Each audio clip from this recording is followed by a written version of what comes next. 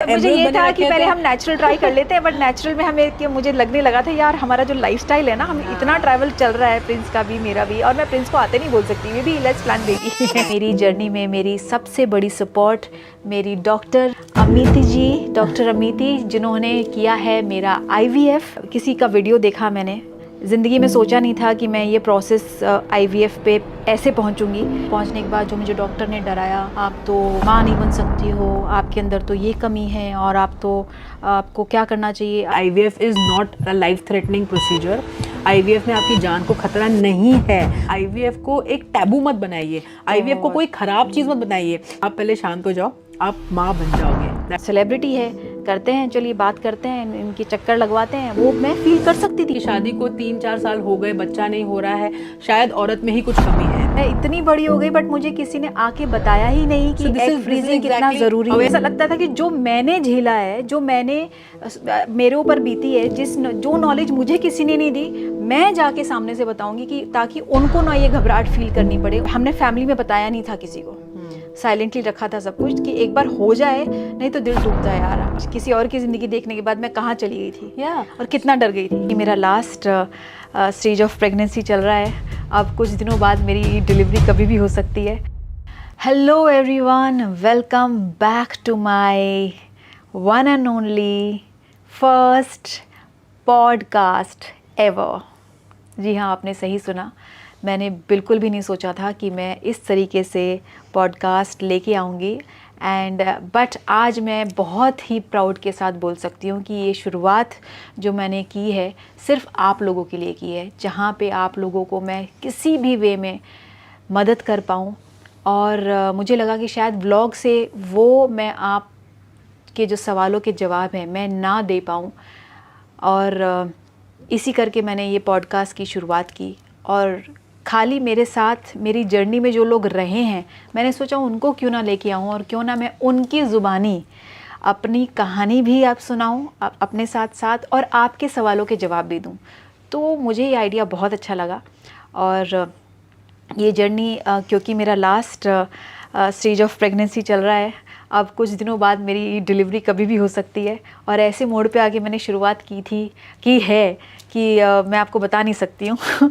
लेकिन बहुत खुशी हो रही है कि चलो इस वक्त ही सही, जो भी वक्त होता है आपके लिए ब्यूटीफुल होता है, लेकिन अगर मैं इतनी भी मदद आप लोगों की कर पाई तो मेरे लिए बहुत सुकून की बात होगी।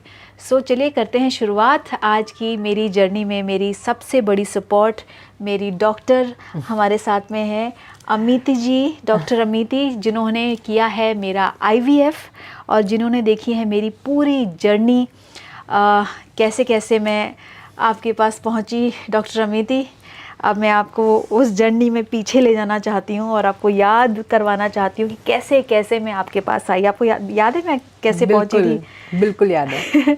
बताइए मैं कैसे आपके पास आई थी, क्या क्या स्टेज थी? स्टेप बाय स्टेप याद है मुझे। सबसे पहली बात तो बहुत ही ज़्यादा हार्टीएस्ट कॉन्ग्रेचुलेशंस टू डियरेस्ट युविका। मेरे ख्याल से वो मेरे लिए पेशेंट नहीं रही, अब she is like a family member to me, she is like my sister, she is like my to go person also many times. Even I am a human being, तो मुझे भी कभी कभी कुछ मूड स्विंग्स या कुछ भी होते हैं तो मैं आराम से फ़ोन करके युविका को बोलते हैं ना, she is been such a phenomenal source of energy, positive energy. सबसे बड़ी बात, मैं बेहद खुश हूँ इस जर्नी का पार्ट हूँ मैं युविका के। I think it's a very big privilege and it's a very big honor that she and Prince chose me as their doctor, first of all, and my heartiest congratulations to both of them that today they are going to be parents very soon. And it's been a very very tough journey, I would say, for Yuvika, लेकिन जिस तरह से as you can see smiling face और इतने अच्छे से उन्होंने सारी चीज़ें की हैं, I think that is something which is really something to learn from. And let me tell you, जब वो मेरे पास आई थी almost 2 years back, I would say, she had come to me that time. वो बहुत ही परेशान, काफ़ी नर्वस, बहुत ही डरी हुई थी, and she had complete fear of IVF। उनके मन में बहुत सारे ख़राब थॉट्स थे, डर था, जो कि उनकी जो भी प्रीवियस एक्सपीरियंसेस है उसके वजह से उनके मन में पैदा हुआ था। बहुत मतलब आपको मैं बता दूं, यहाँ से मैं थोड़ा पीछे जाना चाहूँगी और बहुत शॉर्टकट वाला टाइम लूँगी।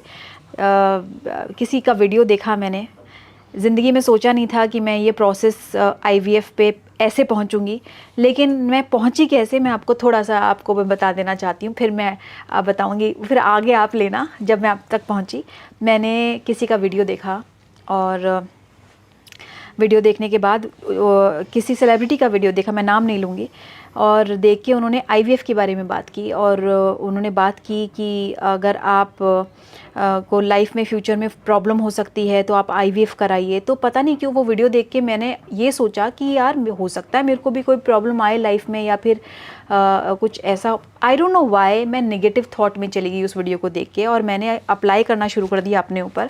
And of course age factor was there कि भाई एज बढ़ती है तो ये प्रॉब्लम्स आती हैं, वो प्रॉब्लम्स आती हैं। मैंने सोचा कि यार क्यों ना मैं अपने आप को एक बार चेकअप करा लेती हूँ, और मैं भी फिर ऑप्शन रखती हूँ, क्योंकि एज तो बढ़ ही रही है, और लाइफस्टाइल ऐसा है कि हम लोग ट्रैवल बहुत करते हैं, प्रिंस का ट्रैवल बहुत रहता है, तो नेचुरल कंसीव तो है, ये तो है, अगर हुआ तो ठीक है, अगर बाई चांस ये ऐसा होता है कि हम लोग टाइम नहीं दे पा रहे हैं इतना, तो हमारे पास प्लान भी तैयार है। तो मैं पहुंच गई डॉक्टर के पास, वो डॉक्टर के पास जो मैंने किसी और के वीडियो में देखा, और वहाँ पहुँचने के बाद जो मुझे डॉक्टर ने डराया, आप तो माँ नहीं बन सकती हो, आपके अंदर तो ये कमी है, और आपको क्या करना चाहिए, आप किसी और से एग ले लीजिए, आपको तो यही टाइम है, अभी करना पड़ेगा, सारे ट्रीटमेंट अभी करने पड़ेंगे। ट्रस्ट में मुझे ABCD कुछ नहीं पता था, और जो मुझे डॉक्टर ने डराया है, वो डर डर के मैं हॉस्पिटल में रोज़ भागती थी प्रिंस को लेके, और प्रिंस एक तरफ बोलता था कि तुम कहाँ पड़ गई हो, किस चक्कर में पड़ गई हो, मुझे लगता है सब हो जाएगा, नेचुरली हो जाएगा, बिकॉज अब तक तो सब ठीक था, तुम्हारे कहाँ अचानक से फितूर चढ़ गया है। बट आई डिडंट नो, कहते हैं ना आधी अधूरी नॉलेज कभी नहीं लेनी चाहिए, किसी और की दुनिया को अपनी दुनिया नहीं बनाना चाहिए, उसकी जर्नी है। ज़रूरी नहीं है कि आपकी ज़िंदगी में उतनी दिक्कतें हों जितनी सामने वाले को। बिल्कुल। तो समहाउ मैं इतनी परेशान हो गई थी गाइज़ कि मैंने लिया ब्रेक, और उसके बाद मैं अपने फैमिली डॉक्टर अग्रवाल से मिली, और उनसे मैंने बात की कि मैं एक फेज़ से गुजरी हूँ जिसने मुझे पूरा ट्रॉमेटाइज़ कर दिया है, और ऐसे हुआ है। कहाँ मेरी ज़िंदगी बड़ी नॉर्मल चल रही थी, सोचा भी नहीं था कि भी ऐसा भी कुछ होता है, IVF ऐसी चीज़ें। और मैं बाई मिस्टेक कोई वीडियो देख के डॉक्टर के पास चली गई, उसने मुझे इतना डरा दिया है कि अब मेरी हिम्मत नहीं हो रही है। देन ही सेड कि अगर जहन में आपके बैठ ही गया है, I will give you one doctor, एक बार मेरे कहने से आप उनसे जाके मिल लीजिए, एंड देन यू डिसाइड कि आपको क्या करना है, आपको एग फ्रीजिंग करनी है या नहीं करनी। But my doctor said it's a good option, because of course हमारा जो लाइफस्टाइल है, हमारा खाने पीने का तरीका है, सारी चीज़ें हम टाइम नहीं प्रॉपर देते अपनी बॉडी को, अपने आप को, तो ये बेस्ट रहेगा कि आप करा के रख लो, नहीं तो फिर ट्राई करते रहना नेचुरल। मैंने कहा ठीक है। एंड देन वो दिन था, मैंने आपको फ़ोन लगाया, डॉक्टर अमिति को फ़ोन लगाने के बाद शी सेड या very happy Babli vibe. And जैसे मैंने देखा, मैंने कहा यार इतनी यंग डॉक्टर एंड जाते ही मैं बैठी हूँ, और मैंने बोला, मैंने कहा मैं एक बड़ा ही बुरा एक्सपीरियंस लेके आई हूँ, एक एक्सपीरियंस ऐसा जिसमें मैंने एग फ्रीजिंग कराया और एंड मोमेंट पे छोड़ा। डॉक्टर ने मुझे इतना डरा दिया था, कि मैं डर डर के मैंने एग फ्रीजिंग भी कराया। गाइस ये भी मैं बता देती हूँ, मैं लास्ट डे तक मैंने इंजेक्शंस लिए, और जिस दिन मेरा एग पिकअप था उस दिन मुझे डॉक्टर आके बोलती है कि आप इन पेपर्स पे साइन कर दीजिए, एग फ्रीजिंग एग जिस दिन होना था, पिकअप होना था। मैंने कहा ये पेपर कहते हैं कैसे हैं? तो उन्होंने बोला कि कोई गारंटी नहीं है आप एनेस्थीसिया लेके वापस नॉर्मल हो सको। अरे बाप रे, मैंने कहा यार मैं तो ये क्या चल रहा है मेरी ज़िंदगी। मैंने प्रिंस को सामने से बुलाया, मैंने कहा प्रिंस ये ऐसे बोल रहे हैं, ये साइन कीजिए, अगर आप नॉर्मल होते हो एनेस्थीसिया से तो ठीक है, नहीं तो हम गारंटी नहीं लेते हैं। प्रिंस सेड इम्पॉसिबल बॉस, ये इतना ज़रूरी नहीं है। And I was also like this. वो पिकअप OT के बाहर हूँ मैंने सब चीज़ें हटाई अपने बॉडी से, बुलाया नर्स को, मैंने कहा मुझे फ्री करो, ये जितने मैंने इंजेक्शंस के दुख लिए हैं वो सब झेल लूँगी मैं, लेकिन ये बहुत ज़्यादा हो रहा है। तो मैंने अपना जो पिकअप लास्ट जो था वो छोड़ा, सारा कोर्स किया है, दवाइयाँ ली हैं, डर लिया है, टेंशन स्ट्रेस डबल हो गई ज़िंदगी में। वो पिकअप ना करा के मैंने एग फ्रीजिंग का कोर्स करके पूरा एंड में छोड़ के वापस घर आई हूँ। और उसके बाद फिर जो हुआ मैंने आपको बताया डॉक्टर के पास जाके, तब फिर मैं पहुँची आपके पास। अब आप लीजिए आगे कि मेरे हालात कैसे थे और मैं क्या थी।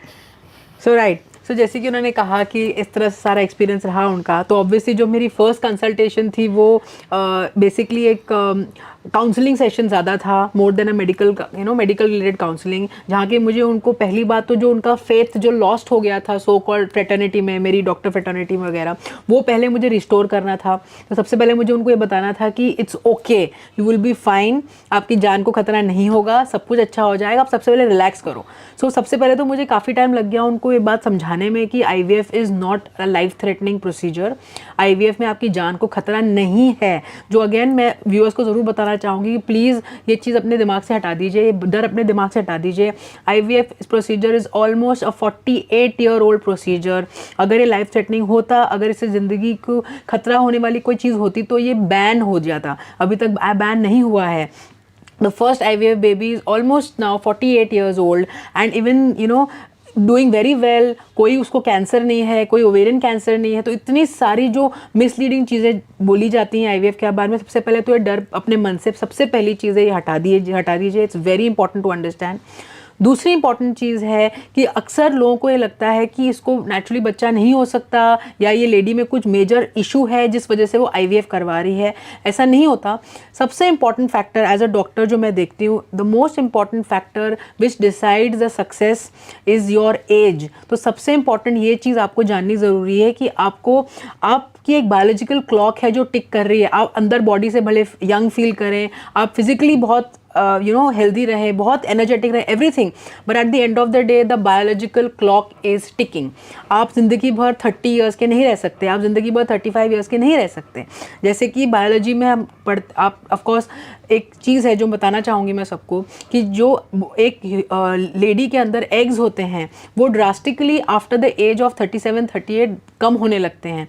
और किसी भी मेडिसिन से, किसी भी सर्जरी से, चाहे वो स्टेम सेल थेरेपी हो, चाहे वो PRP हो, किसी भी थेरेपी से आप वो जो कम होते हुए एग्स हैं आपकी बॉडी में उसको बढ़ा नहीं सकते। बिल्कुल। So at that point of time it is very important for a woman to understand कि जितनी जल्दी आप एग फ्रीजिंग कराते हैं, भले आप बाद में IVF ना कराएं, egg freezing is something which is a very important thing which is important to understand for any woman, especially a career woman like Yuvika, a career woman even like me who's a doctor, or a woman जो एक लड़की है जो engineering करना चाहती है, MBA करना चाहती है, she wants to be the youngest CEO of a company. Why should her age stop her from becoming what she wants to become? Why should her age stop her from becoming the youngest CEO? Why should her age stop her from becoming the best, finest actor in the film industry? So ये सब चीज़ें हैं जो समझना बहुत ज़रूरी है। ये बहुत ज़रूरी है हमारी सोसाइटी को समझना कि IVF को एक टैबू मत बनाइए, IVF को कोई ख़राब चीज़ मत बनाइए कि ये तो बांझ है, इसको बच्चा नहीं हो सकता, ये तो नेचुरली कंसीव नहीं की ये लोग। तो let me tell you, Yuvika is a very fertile woman. Her uterus was fantastic. जब मैंने फर्स्ट टाइम मिली थी, मैंने स्कैन किया था, मैंने देख लिया था कि यूट्रस की लाइनिंग बहुत अच्छी है। और मैंने ऑफकोर्स एक अपर फोर्स को साक्षी मानते हुए कहा था कि आप प्रेग्नेंट हो जाओगे। The only challenge here is कि ऑफकोर्स जैसे जैसे एज बढ़ रही है, egg quality is a little low and the egg count is a little low, इसलिए हमें जो भी करना है जल्दी करना है। We can not keep wasting time in things like natural try के लिए हम बार बार स्कैन करें, बार बार हम IUI जैसे एक बहुत सिंपल ट्रीटमेंट होता है, IUIs वगैरह जो होती हैं, दीज आर सक्सेसफुल ट्रीटमेंट्स, लेकिन इसका जो सक्सेस रेट होता है वो कम होता है।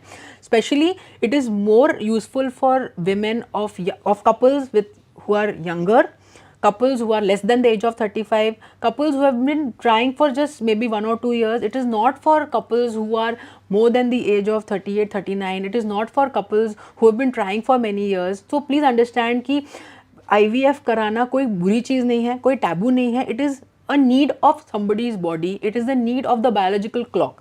तो ये सब बातें सबसे पहले हमारी जो विजिट हुई थी, सबसे पहले तो more than the procedural part मुझे युविका को समझाना पड़ा कि भाई आप पहले शांत हो जाओ, आप माँ बन जाओगे। That is one thing which went into her head, जो उनके एकदम जहन में बस गया। और उन्होंने मुझे बोल दिया कि मैंने एक बात उनको बोली थी कि भाई आप यहाँ से बच्चा लेके जाओगे, बस ये तसल्ली रखो। इस चीज़ ने आप मेरे अंदर जो कॉन्फिडेंस दिया ना, जो कॉन्फिडेंस मुझे कहीं और से किसी और डॉक्टर ने मार दिया था, मैं यही बात आपको बोलना चाहती हूँ कि अगर आप किसी भी डॉक्टर से मिलते हैं ना, आपकी एनर्जी मैच करनी बहुत ज़रूरी है।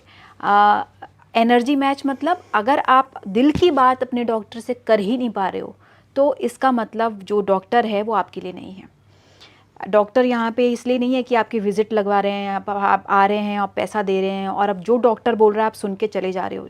आपके अंदर भी एक फीलिंग होती है, ज़रूरी नहीं है आपके अंदर नॉलेज होना हो, लेकिन एक अंदर से एक आवाज़ आती है कि आप कंफर्टेबल हो अपने डॉक्टर के साथ, तभी आपकी जर्नी की शुरुआत अच्छी हो पाएगी और उस पे से रिजल्ट मिल पाएगा। अगर आप कंफर्टेबल नहीं हो और जो डॉक्टर ने बोला आप सुन रहे हो और अंदर से घबरा रहे हो, अगर डॉक्टर आपको पहले ही डरा रहा है कि आप के अंदर तो ये कमी है, नहीं कोई बात नहीं हम दूसरा ऑप्शन कर लेते हैं, तो ये सारी बात ना मुझे मोर ऑफ अ खर्चे वाली बात ज़्यादा लग रही थी। ये मुझे सुकून ना मिलके मेरी टेंशन बढ़ती जा रही थी और खर्चे और बढ़ते जा रहे थे। तो खर्चे तो इंसान बाद में सोचता है जब बच्चे पे बात आती है कि आप सब कुछ लगा देते हो, अपनी पूंजी लगा देते हो अपने जीवन में एक बच्चा पाने के लिए, लेकिन जो इमोशनल फैक्टर होता है ना, जब आप टूटते हो और घबराते हो, वो जर्नी आपकी इतनी बुरी होती है डॉक्टर अमिति, मैं आपको बता नहीं सकती हूँ। मेरे साथ भी उस जर्नी में कुछ ऐसे ही हुआ कि दिल का ताप पहाड़ बन गया था, कुछ नहीं, और मैंने और उसमें गलती मेरी थी, मैंने खुद इतना ज़्यादा स्ट्रेस लिया, किसी और की कहानी देख के अपनी जर्नी बना ली, और फिर मैं डॉक्टर के पास गई, डॉक्टर ने देखा कि यार ये तो बहुत घबराई हुई है, चलो ठीक है, सेलिब्रिटी है, करते हैं, चलिए बात करते हैं, इनके चक्कर लगवाते हैं। वो मैं फील कर सकती थी, लेकिन कहते हैं ना मजबूर इंसान क्या ना करे। तो उस स्टेज से मैं बाहर निकल के आई हूँ, और जहाँ मुझे डॉक्टर अमिति ने कॉन्फिडेंस दिया कि आपकी अंदर की body is perfect, it is just that जो नेचुरल चीज़ है विद एज आपकी क्वालिटी डाउन होती है, वो तो सबके साथ होता है, कोई बड़ी बात नहीं है। आपने करियर में इतना टाइम दिया है, अभी भी करियर पे ध्यान दे रहे हैं, तो आपको ये तो प्लान बी कब से करना चाहिए था, आप तो लेट हो, एंड ट्रस्ट मी। लेकिन जो आपने मुझे इंटरनल बात बोली कि मेरी जो लाइनिंग है वो बहुत अच्छी है, यूट्रस बहुत अच्छा है, उसने जो मेरा कॉन्फिडेंस बढ़ाया, और आपने बोला अरे तुम यहाँ से माँ बन के जाओगी, उसके बाद तो मैंने जो फेथ रखा है डॉक्टर अमिति में। कभी कभी ऐसे फेज भी हैं जो वो भी थोड़ा सा बोलती थी कि बस अब ने ये स्टेज 1 निकल गए हैं, स्टेज 2 एम्ब्रियो के जब आपने अपने ट्रांसफ़र किए उस टाइम भी आपने बोला बस भगवान ये हो जाए, तो मेरा कॉन्फिडेंस बड़े मन से मैंने बोला डॉक्टर हो जाएगा। क्यों? क्योंकि जो फेथ डे 1 से मुझे डॉक्टर ने दिया था ना कि तुम यहाँ से माँ बन के जाओगी, कुछ कमी नहीं है, तो उसने मुझे बड़ा ही कॉन्फिडेंस दिया। जितनी मैं टूटी थी उतना ही फिर वहाँ से मैंने मुड़ के नहीं देखा। मैं ये बोलती थी, मैंने कहा भगवान जी सब अच्छा होगा। प्रेशर लेके ज़िंदगी में, अगेन प्रेशर कहाँ से आता है? टैबू जो बन गया है ना कि यार इसमें तो कमी होगी, कुछ तो कमी हो ही नहीं सकता। क्या मतलब क्यों ऐसा लाइफ में लोग IVF को इतना बड़ा टैबू बनाते हैं? मैं बोलती हूँ आजकल हर छोटी बच्ची, हम जब खुद बात करते हैं कि छोटी छोटी बच्चियों में प्रॉब्लम आने लगी है स्ट्रेस की वजह से, उनके यूट्रस में प्रॉब्लम है, PCOD की प्रॉब्लम है, एंडोमेट्रियोसिस है, इतनी सारी प्रॉब्लम्स आ गई हैं। वो कहाँ से? सिर्फ इसी टैबू की वजह से कि आपको लाइफ में करियर में आगे बढ़ना है, अच्छा अभी शादी भी करनी है, बच्चा भी करना है, तो एक तो ये टैबू हटाना पड़ेगा गाइज, ये प्रेशर मार डालता है आपको। वेरी इंपॉर्टेंट बिकॉज अभी रिसेंटली मैं बताऊंगी आपको, एक लड़की मेरे पास आई थी, शी वाज 21, अभी इसकी शादी प्लान हो चुकी थी, उसकी मदर लेकर आई थी मुझे कि भाई मैम इनको पीरियड्स के टाइम पे बहुत ज़्यादा पेन होता है, और मैंने अल्ट्रासाउंड वगैरह करके देखा तो शी हैड एंडोमेट्रियोसिस एंड थोड़ा सा उनको ओवरी में सिस्ट वगैरह था। The first thing that the mother told me, unbelievable for me, उसने मुझे सबसे पहले उन्होंने ये मुझे कहा था कि मैडम आप इनकी फाइल मत बनाओ, हमें कोई पेपर नहीं चाहिए। मैंने बोला आप ऐसे क्यों करो? कहते मैम किसी को पता चल जाएगा, किसी को कुछ हो गया तो उसकी शादी नहीं होगी। कोई पढ़ेगा ऑनलाइन कि एंडोमेट्रियोसिस है तो सबसे पहले पढ़ोगे कि अगर किसी को एंडोमेट्रियोसिस है तो इसको इनफर्टिलिटी होगी। अगर इनको घर वालों को पता चल जाएगा कि हम उसको गायनेकोलॉजिस्ट के पास लेकर गए थे और उन्होंने एंडोमेट्रियोसिस डायग्नोज किया है तो हो सकता है इसकी शादी टूट जाए। मतलब आप सोचिए एक 21 साल की लड़की बेचारी, मतलब जो अभी इसकी शादी प्लान होने वाली है, उसके मन में इतना डर है, मतलब उसने अभी तो उसने शायद बच्चे के बारे में सोचा भी नहीं होगा, लेकिन और फॉरगेट अबाउट हर, उसकी मदर इस बात को लेकर कंसर्न नहीं है कि उसकी बेटी का एंडोमेट्रियोसिस कैसे सॉल्व करना है। She is not bother about that. और ये सबसे कॉमन प्रॉब्लम है ये, और ये इतनी बड़ी प्रॉब्लम नहीं है गाइस, जितना हम उसको ऐसे बड़ा बनाते हैं। हमारी सोसाइटी में हमें पता नहीं चलना चाहिए कि वो गायनेकोलॉजिस्ट के पास गई थी, उनके घर वालों को पता चलेगा तो दिक्कत आएगी, ये होगा। सो ये एक बहुत इंपॉर्टेंट बात है which is very important because hats off to Yuvika. I mean I think it's very very good that she has come out and she has taken a platform and she is speaking about IVF so openly, जो एक बहुत ही मतलब मैं बताऊंगी it is something really worth credit. I mean congratulations for taking such a big step. I think it's really amazing. और आजकल बहुत अच्छी बात है कि सेलिब्रिटीज़ हैं, बड़े बड़े लोग हैं जो IVF कराते हैं और फिर वो ओपनली बताते हैं इस चीज़ को कि हमने IVF कराया है. इसमें कोई टैबू जैसी चीज़ नहीं है, क्योंकि ऐसे बहुत सारे लोग हैं, बहुत सारे कपल्स हैं जिन्हें ज़रूरत है लेकिन वो उनको हेल्प मिल नहीं पाते, बिकॉज जिन लोगों ने कराया, जिनको बच्चे हो गए, वो उसके बारे में बात ही नहीं करना चाहते. वो बताना नहीं चाहते कि भाई हम इस सेंटर गए थे, हमने IVF करवाया, हमारे को इस तरह से बच्चा हुआ है. सो ये चीज़ें ओवरकम होने से आधी बातें सॉल्व हो जाएंगी, आधे सोल्यूशंस निकल आएंगे. सो युविका का ये जो इनिशिएटिव है, I think it is really worth applauding. हमारी मेडिकल फ्रेटर्निटी के तरफ से I would like to thank her and would like to congratulate her for taking such a big initiative.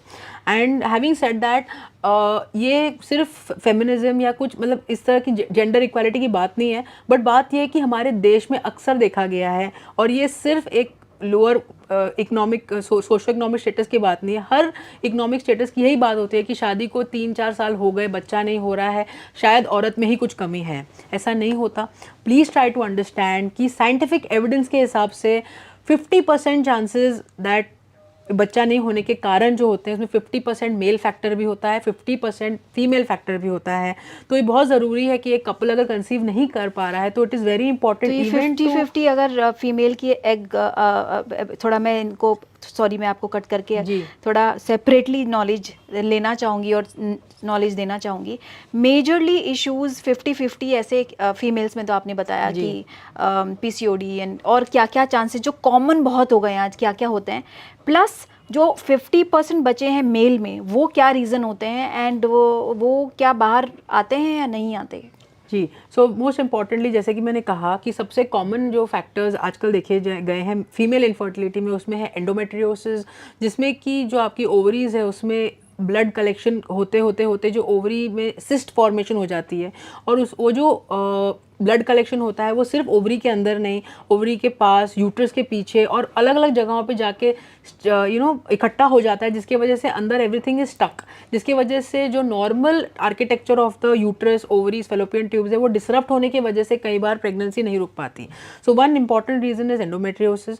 हम ये भी देखते हैं कि PCOD is very very common, one of the reason, जिसमें कि PCOD बहुत लेडीज़ को होता है लेकिन उन्हें पता नहीं होता कि उन्हें PCOD है, क्योंकि जो PCOD के नॉर्मल सिम्टम्स हैं, जैसे कि एकदम से वेट गेन होना, पीरियड्स इरेगुलर होना, हेयर पे एक्सेसिव हेयर ग्रोथ होना, बालों पे हेयर फॉल होना, वेट गेन होना, ये सारे साइड इफेक्ट्स ना होते हुए भी किसी पेशेंट को PCOD हो सकता है. उन्हें रियलाइज नहीं होता कि उन्हें PCOD है, लेकिन उनको PCOD कैसे पता चलता है आपको PCOD है आपकी बॉडी में? बेसिकली PCOD का जो कंफर्म डायग्नोसिस होता है ये थोड़े बहुत ब्लड टेस्ट के द्वारा, और सबसे इंपॉर्टेंट एक पेल्विक अल्ट्रासाउंड, जिससे हम नॉर्मल भाषा में सोनोग्राफी बोलते हैं, वो सोनोग्राफी करके पता चलता है, जिसमें कि ओवरीज जब हम देखते हैं तो उसमें जो नॉर्मल फॉलिकल काउंट होता है वो अराउंड 10 to 12 के नीचे होता है तो नॉर्मल होता है, लेकिन अगर 12 to 15 फॉलिकल से ज़्यादा एक ओवरी में हमें दिखते हैं तो we call that as polycystic ovarian morphology.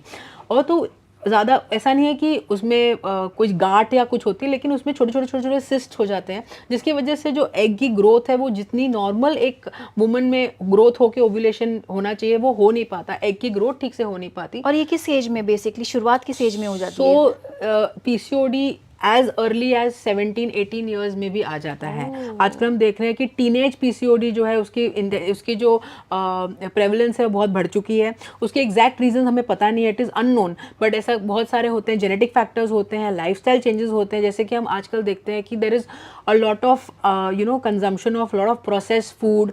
हमारा जो लाइफस्टाइल है वो इतना बिजी हो गया है कि हम ठीक से खाना नहीं खाते, जो हम खाना कंज्यूम भी करते हैं वो बहुत ही ज़्यादा प्रोसेस्ड है. It is not organic food, it is not very healthy kind of food. हमारा जो लाइफस्टाइल है, there is so much of lifestyle changes, like जैसे कि पहले के ज़माने में होता था कि girls you should not drink smoke, but now days the lifestyle is such that there is lot of smoking, there is lot of drinking, lifestyle changes, obesity, stress, not sleeping. I think it's very surprising कि एक 18-17 साल के बच्चे को भी कैसे stress हो सकता है. मतलब छोटे थे तो हमको तो बस जैसे 14-15 साल में तो हमको पता भी नहीं होता था कि स्ट्रेस क्या होती है. आज के टाइम में आप पीरियड्स की भी आप देख सकते हैं कि जितनी भी संख्या है बढ़ती जा रही है. यस.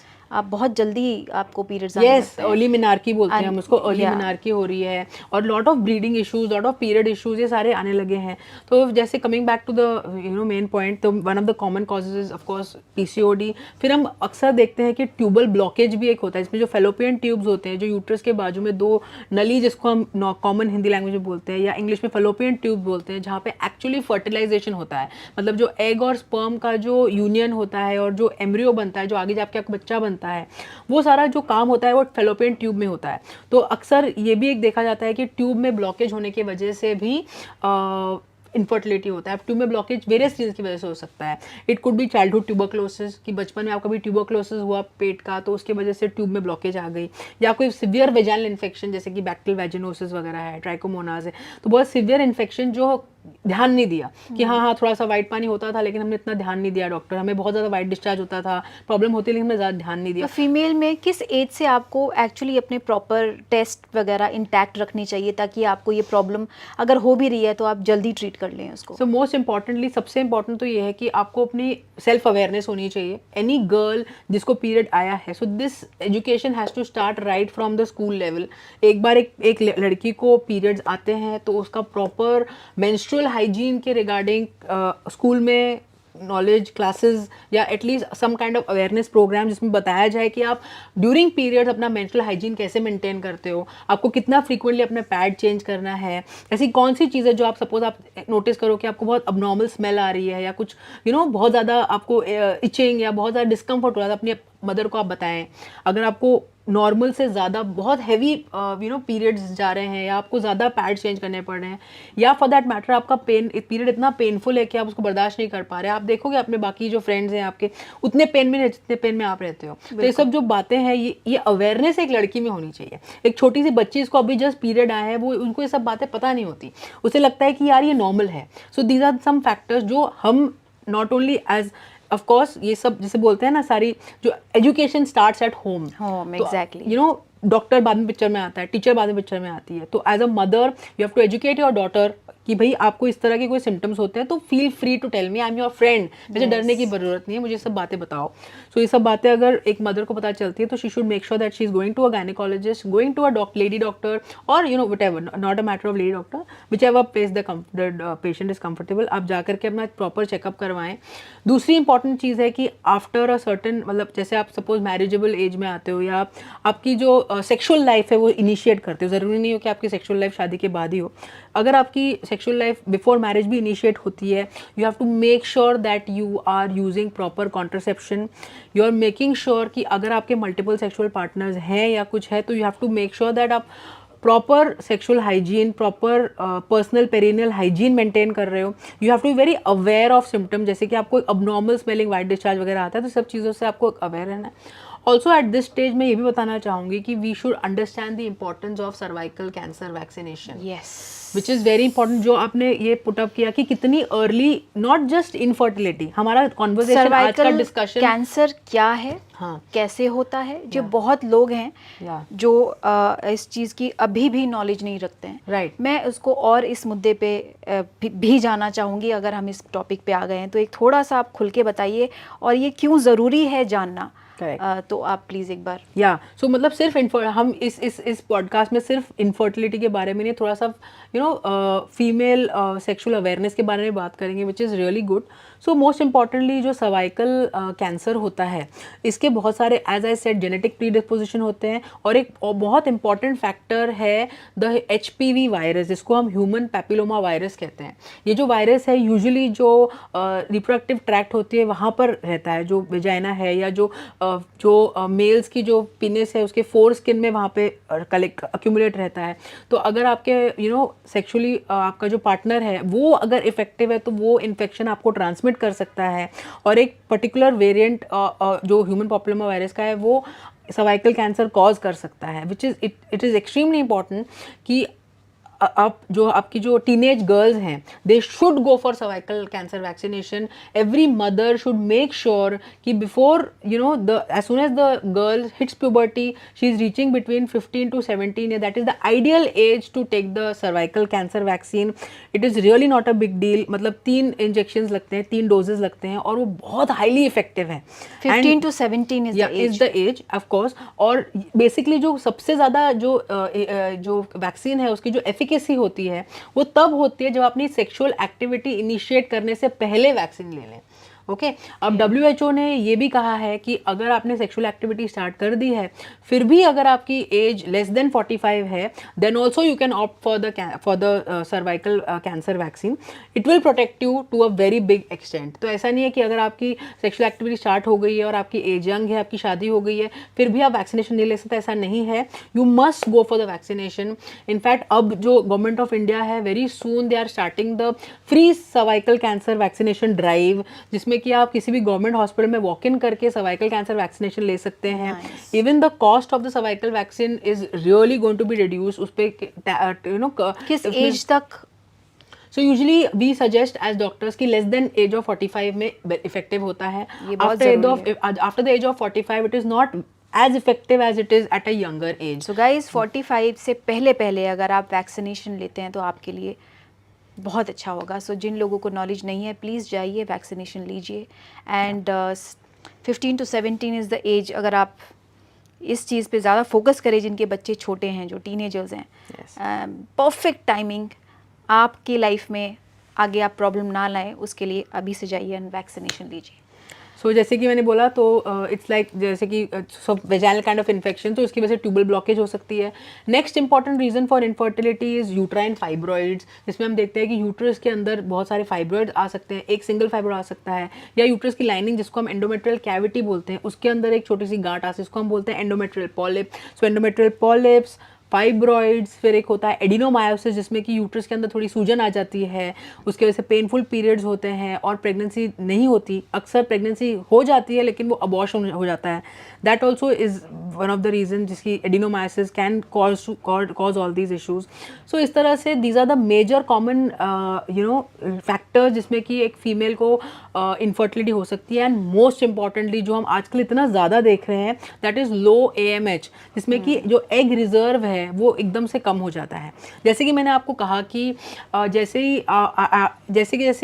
एक लड़की बॉर्न होती है at the time of birth उसकी बॉडी में मिलियंस ऑफ एग्स होते हैं, ऑलमोस्ट क्लोज टू 5 स्पर्म्स होते हैं, एग्स होते हैं.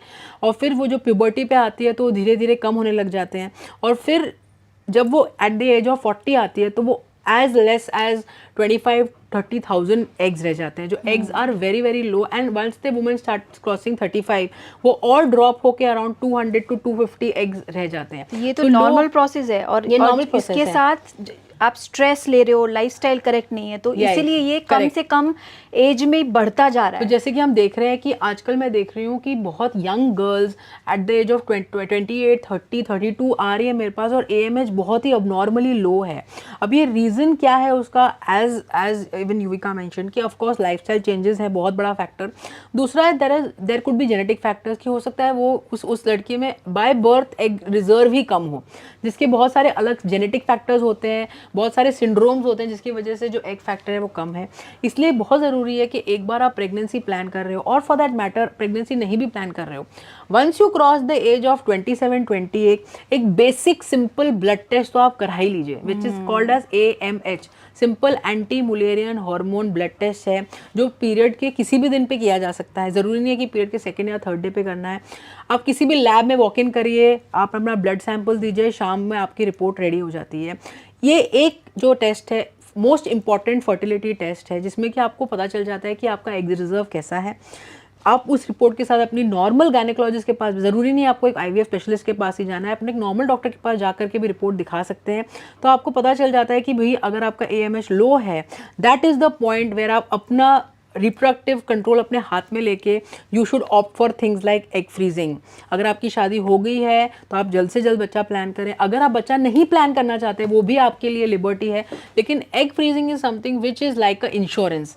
जब आप एक बहुत सुंदर सा घर खरीदते हो आप उसको इंश्योर कराते हो कि नहीं कराते? आप ये तो नहीं सोचते ना कि इसमें आग लगेगी या यहाँ पे भूकंप आएगा तो मेरा घर टूट जाएगा तो मैं इंश्योरेंस यूज करूंगा। आप एक सुंदर गाड़ी खरीदते हो, भले 3-5 लाख की बेसिक गाड़ी खरीदोगे, तब भी आप उस पर 50,000 का इंश्योरेंस लेते हो। तो अगर आपको आपके एग्स फ्रीज कराने के लिए 1-1.5 लाख रुपए खर्च करना पड़ रहा है तो इसमें कौन सी बड़ी चीज है? बहुत बड़ा मुद्दा फीस के बारे में आप ऑटोमेटिकली आ गए, मुझे बहुत सारे सवाल पूछने की जरूरत नहीं पड़ रही है क्योंकि बहुत सारे लोगों ने पूछा इसमें खर्चा कितना आता है। राइट।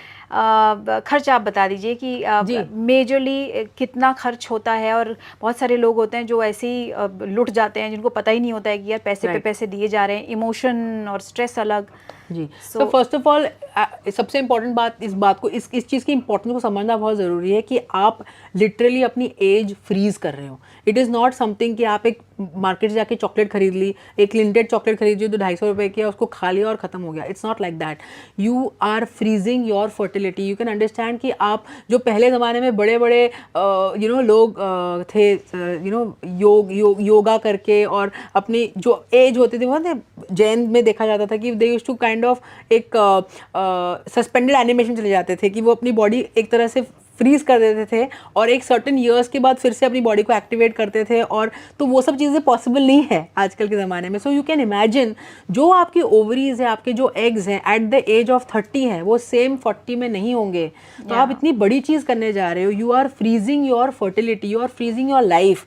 आपकी जो हम जो ह्यूमंस हैं, हम it is a type of evolution. आप शादी करते हो, बच्चे होते हैं, आप प्रोक्रिएट करते हो, आपके हर कोई चाहता है, इवन बच्चा नहीं करना चाहते हो, हर कोई चाहता है कि आप अपने जैसा और एक प्रोक्रिएट करके उस चीज को आगे बढ़ाओ, जनरेशन आगे ले जाना चाहते हो। आप सबका एक पॉइंट पे आके देखिए, हर एज की एक अलग वैल्यू होती है। बचपन एक अलग होता है, आप यूथ में एक अलग होते हो, एंड देन आप जब मैच्योर होते हो एक रिस्पॉन्सिबिलिटी अलग होती है। तो आपके एटीट्यूड में चेंज आता है, आपकी सोच में चेंज आता है, एंड वक्त के हिसाब से जब आप ग्रो करते हो ना, it's beautiful. That is journey of life. Correct. So इसलिए आप इतनी इंपॉर्टेंट चीज़ कर रहे हो कि you are actually freezing your life. आप एक गाड़ी के इंश्योरेंस के लिए 50,000 रुपये साल का खर्च करते हो। हर साल आपको 10 फ़ोन आएंगे, आपका इंश्योरेंस लेना, आप पे करिए, प्रीमियम पे करिए, 35,000, 40,000, 50,000 जो भी है, लाखों रुपए आप खर्च करते हो अपने इन चीज़ों पे। आपको पता है कि शायद कभी ज़िंदगी में आपकी गाड़ी ठुकेगी नहीं, कभी इंश्योरेंस काम नहीं आएगा, लेकिन फिर भी आप उसमें खर्च करते हो।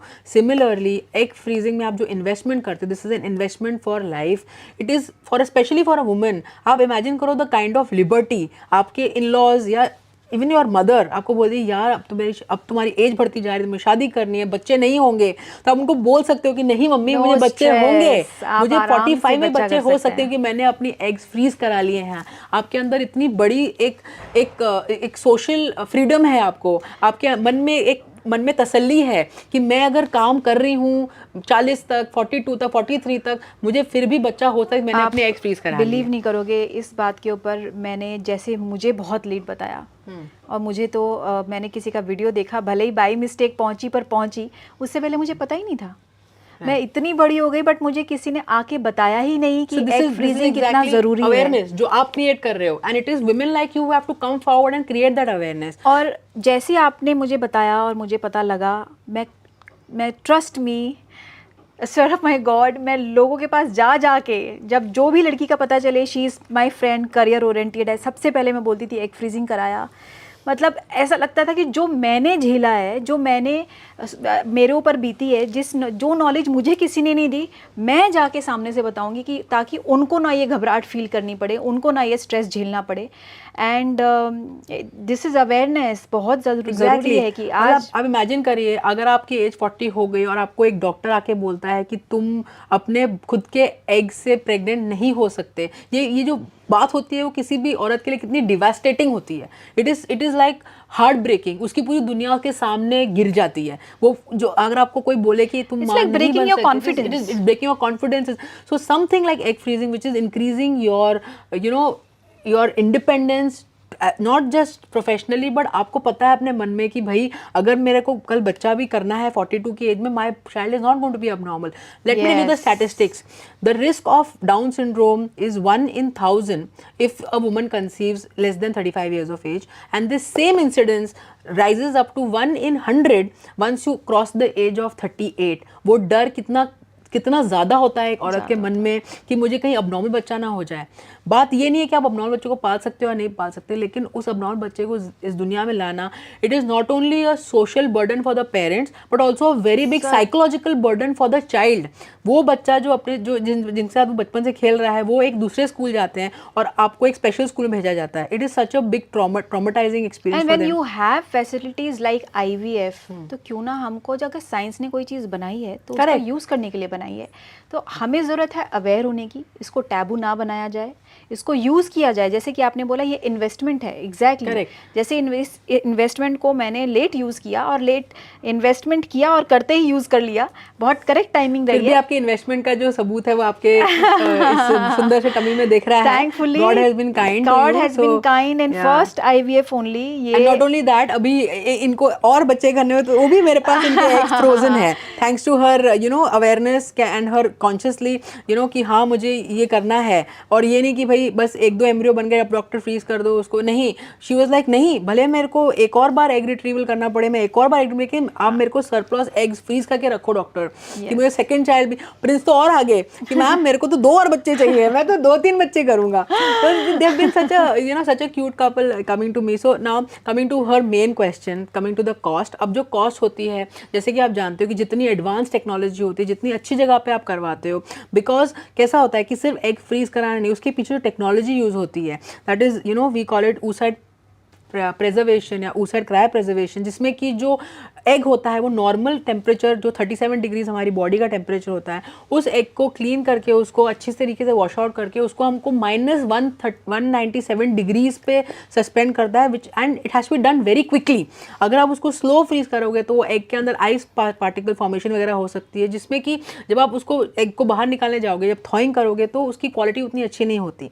तो हमारे सेंटर में यू नो द रिट्रीवल, हम 8 5 6 साल 10 साल बाद भी जब उसको एग को निकालोगे तो we have got almost 98 to 99% retrieval rate, जो जिस सिचुएशन में हमने फ्रीज किया है उसी सिचुएशन में वो एग आएगा। So the kind of technology which is use is an important factor.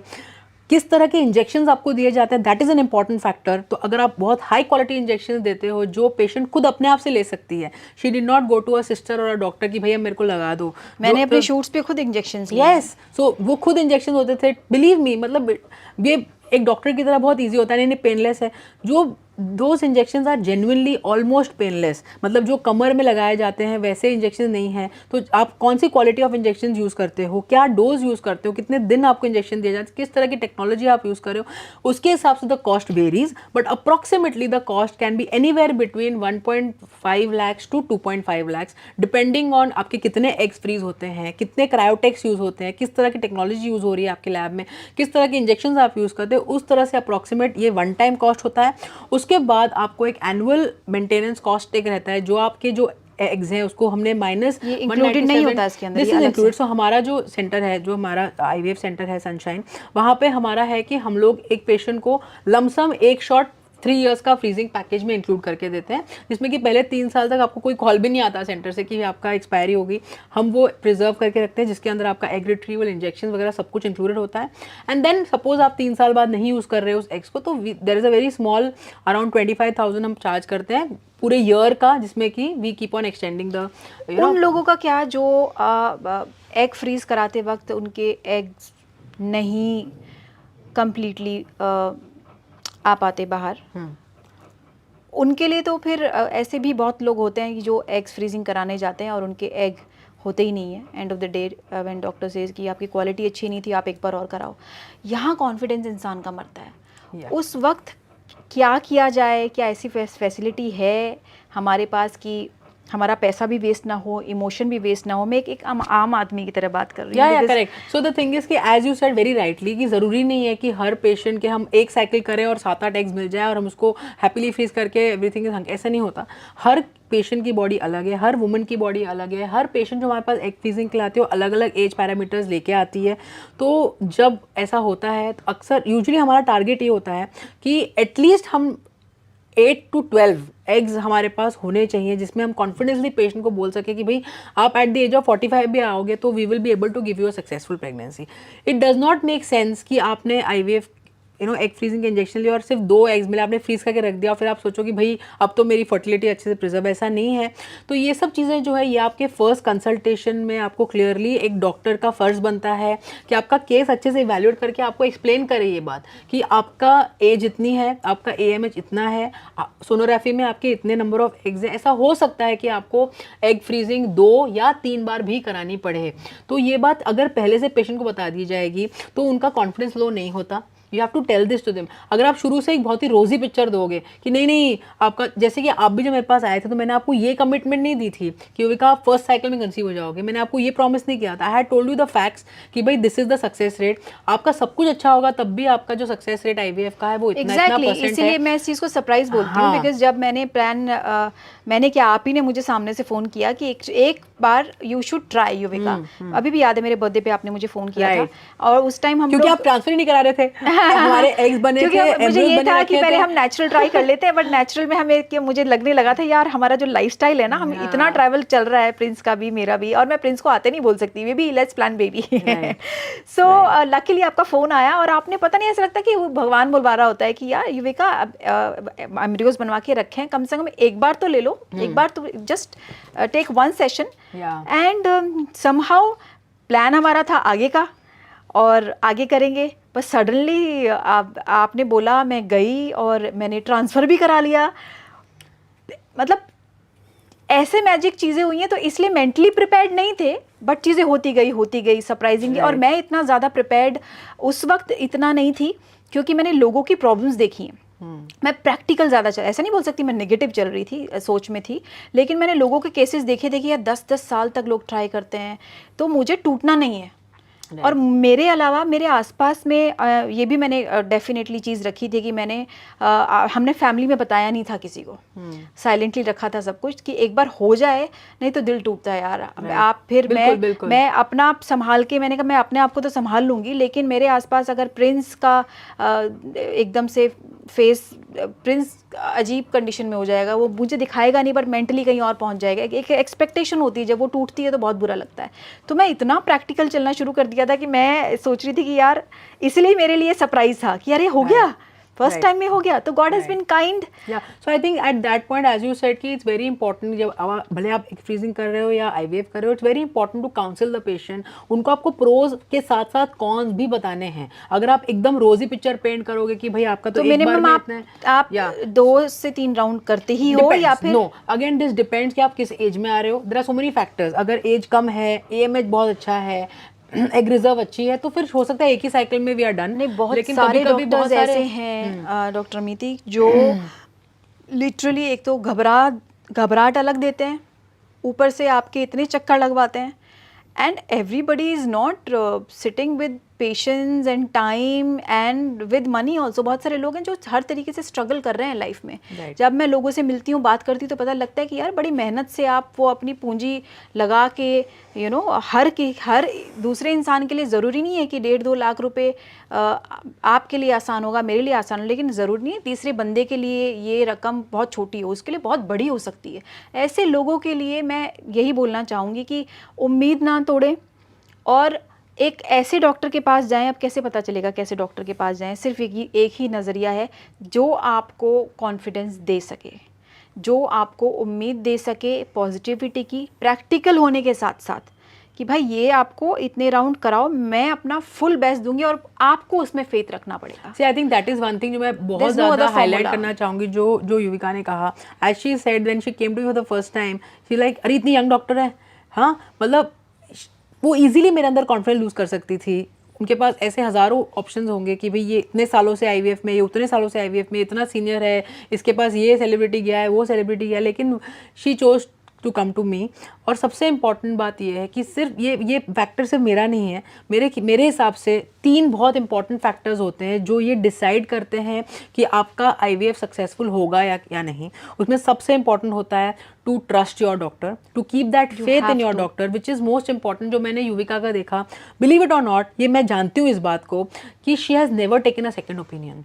Second opinion लेने में कोई हर्ज नहीं है, आप सेकंड नहीं, थर्ड, फोर्थ, फिफ्थ ओपिनियन भी लो। अगर आप अपने पेशेंट डॉक्टर से संतुष्ट नहीं है, आप सेटिस्फाइड नहीं है वो जिस तरह से बात करें आपकी, लेकिन एक बार आपने अपने डॉक्टर पे फेथ अपना डाल दिया, once you have invested your faith in that doctor, please keep that faith. I think the reason why she has been successful in the very first cycle was because she had that faith. That is the first important thing.